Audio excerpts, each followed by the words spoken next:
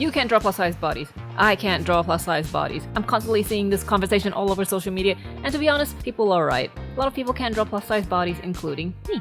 If you look at my social media profile and scroll through all of my artwork, you'll notice there's really only one body type I know how to draw, even though there's so many body types in the world. So I did it. I bought the Morpho book, The Morpho Fat and Skin Folds by Michele Lauricella. You've probably seen this book floating around on social media. Anytime someone tries to draw a plus-size body and ends up giving them like the tiny waist and making them large everywhere else, most of the time someone would post a screenshot of like this book cover and be like, hey, this exists. You can learn how to draw. There's no excuse to avoid it. So now I'm gonna challenge myself. I'm gonna learn how to draw plus-size bodies because honestly, I don't think I ever have. Well, I've done this one commission of May Overwatch. Is she considered plus-size? Someone please comment and let me know. I don't play Overwatch. Oh yeah, this is also inspired by a video I made called Roll for Character Design. Please go watch it. It's a pretty good video. And the first character I rolled was a monk, and I had this idea to draw them as a sumo wrestler. And I thought that they would be a really cool concept, but I had to cut it out because I didn't know how to draw plus-sized bodies. Some people even commented saying like, that's such a cool idea. It's a shame you couldn't follow through it. And it haunts me to this day.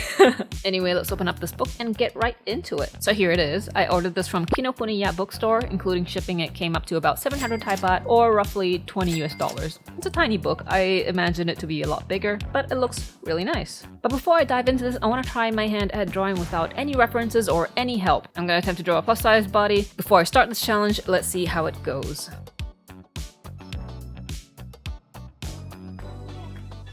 Okay, so started off with a portrait. I tried to round her cheeks, give her like a thicker neck, wider body, and yeah, that's it, I guess. A full body. Almost full body. I didn't have enough space. Again, with like a round face, larger neck, like gave her a heavier chest, and just try to make everything just, very, very wide. Just, a lot of big oval shapes. On day 7, I'll come back to look at this, maybe redraw it, and see how my progress is. Alright, so for today, day 1, I'm going to start with this chapter, head and neck. But I won't just be copying from the book, I'm going to need to track my progress and use other references to really learn this. I'll need photos, examples of other people's art, and I also need to take some notes along as I go. So, the tool I'm using to help track my progress for this art challenge is a really cool web app called Milanote. It's basically an online canvas that helps with brainstorming and organizing ideas. Great for things like collaboration, design briefs, mood boards, and more. I've been using it for a while, and honestly, I think everyone should check it out. Like, recently, I've been going through a bit of an identity crisis about my own art style, so I started creating a board to reevaluate what my art style really is.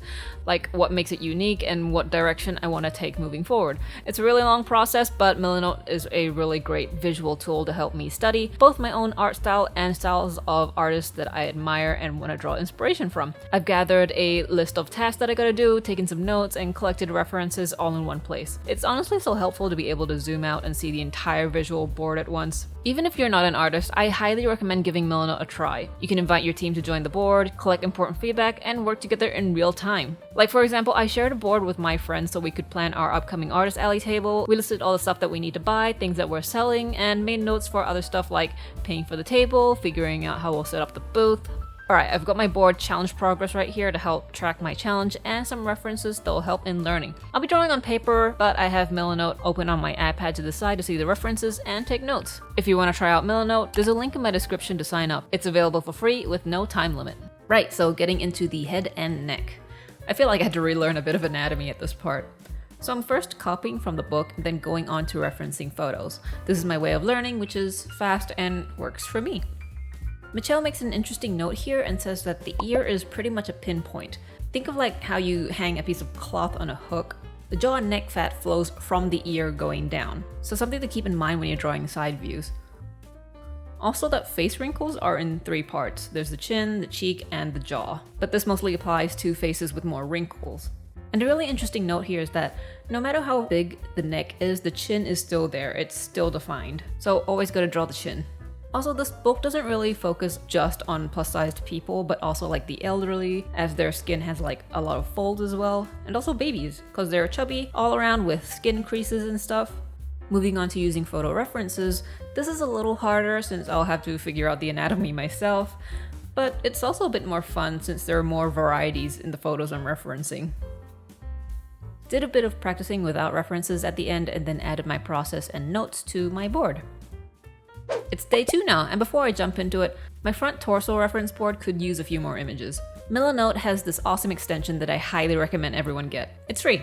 I got it for Chrome, and anytime I come across an image that I really like to use for a board, there'll be this button, I hit that, select my board, and then it'll immediately pop up to that board. Plus, a link to the original source, which is super important when I'm saving artwork. I always need to know who drew it and where I saved it from. So I split the torso chapter into 2 days, just to not overwhelm myself, and I'm having the book a little bit off camera. It's anatomy accurate, so there's, a little bit of genitals in there, and I'm not sure if YouTube is happy with that on the screen, so I'll hide that a little bit. Go get the book yourself if you want to see the torso chapter. So from what I've learned, the torso has like 5 parts. The chest or breasts, ribs, stomach, and hips, and then thighs. But with some body types, the stomach and hips are combined into one. And most of the time it's with men's bodies. I just draw the ribs and then like a big round belly. Also, while watching, you might think, man, your proportions are so off compared to the reference. The point is to get my hand and my brain used to drawing these shapes. I'm actually trying so hard not to give them a tiny waist, because that's what I'm used to. So my eyes are more focused on the left while my hand just goes. The repetition will help me familiarize with these bodies. At least, this is what works for me. My personal notes and photos are added to the board. Day 3, I found my sharpener. I've been using a box cutter, sharpening old school style. For this day, it's the rest of this chapter, which is the sides or profile view and the back. For the side view, I split this into mainly 4 sections, not counting the thighs this time, but the butt instead. I struggled with understanding the bumps of fat at the back, because sometimes there's fat at the hips that can be seen, but I just couldn't really draw it. Next is the back, which is pretty much the same on all body types, where the fat flows from the center downwards to the sides. I see this in the reference photos too. And something I learned while drawing from reference photos is that the bigger the butt, the smaller the line. Yes, that line. It's just something that I sort of noticed. Also, it's easier to draw when I figure out the overall body shape first before moving on to the anatomy details, like draw a circle or a bean, the overall body shape before moving on. Love seeing my board get filled in. I'm making progress! Day 4, limbs. I moved my recording to a tiny table, can you tell? I'm getting a new desk! Starting off with the arms, this is from the book. Very interestingly, no matter the weight, the ulnar, which is like at the forearm, I think I'm pronouncing that right, it's still visible as like a little groove. It's this part where I shaded here, and you'll see that in other sketches as well. Also, the upper arms, if there's a lot of weight, it'll overflow on the elbow, covering it a little bit. I think I'm already pretty good at drawing arms, so I moved on to the legs. I always drew legs very simplified, so jumping into this part, I'm like, oh no, what is all this? Try to study from the book as best I could at all angles. The front, the sides, the back, the knee anatomy, and how the fat flows, like there's more fat on the inner side of the knee. But with some people, they don't have a lot of fat in their legs, so it's not prominent. In some people it is. Just what I've noticed from all the sketches in the book and from reference photos. And then added my progress.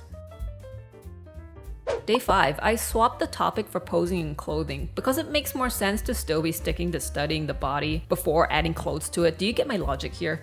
So, going on to posing. I'm finished with the book now, putting that away, only using photo references, and I gotta say, I love drawing these bodies sitting. There's something so satisfying with drawing the body curves.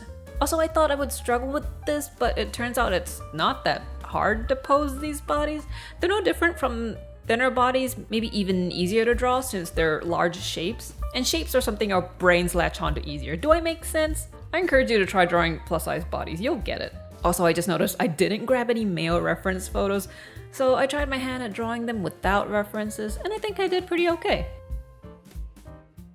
Also, not really part of today's lesson, but I wanted to try drawing them from low perspective and high perspective.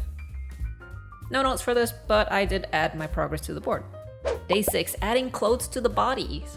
I think this is easier than drawing them without clothes because it covers up all the anatomy. I feel like I have to make sure that the cloth folds are at the right places though, like how it stretches across the belly, the wrinkles near the chest, what shape the clothes give to the person wearing it. Same with day 5, no notes, just progress. Day 7, final day! I'll be looking at art from other artists and see how they draw plus-size characters.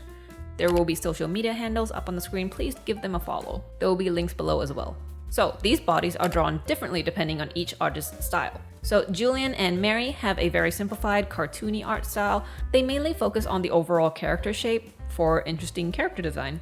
It looks very simple compared to other artists like Do, Sidamarink, and Bun, who draw them a little less stylized than the former. I think my art style leans more towards the latter artists, so I took a note on which parts they simplified and which parts they keep more realistic, things like that, just trying to learn from them. Alright, I'ma redraw the sketch from day one. I need everyone to understand that I've never known how to draw a head with a lot of fats and folds at the neck, at the chin, whatever. So for me personally, I think that my after sketch is a success. The hair though, could use some improvements. As for the body, I'm really happy with how this turned out. It's a lot more anatomy accurate, but still simplified. I think I did good.